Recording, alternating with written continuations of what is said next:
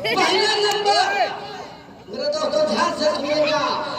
चूतिया भैंस की मार कहा छोड़। चूतिया नंबर 3 जे बिना पढ़े लिखे लगा हुआ, चूतिया नंबर 4 जे अकेले रास्ता चलत चले पीछा, चूतिया नंबर 2 जे नई मेहरा छोड़ के देख रहा है ना, चूतिया नंबर 6 जे पितर पक्ष में ससुराल गए, चूतिया नंबर 7 जे दिन भर खेले, चूतिया नंबर 8 जे दूसरे कपड़ा जमावा अपन, चूतिया नंबर 9 जे मतलब बोले आधा छोड़, चूतिया नंबर 10 जे रेल छोड़ के हेरे पा, चूतिया नंबर 11 जेकरे घर में राग न हो सारा, चूतिया नंबर 12 जे बिना समझे बुझे अपने मेहरारू द्वारा, चूतिया नंबर 13 जे ससुराल में डारा डेरा, चूतिया नंबर 14 जे उधार बेचे, चूतिया नंबर 15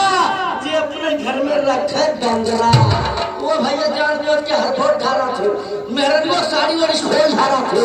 चूतिया नंबर 16 चूतिया नंबर 16 जे अपने पीठी ढोले डेरा,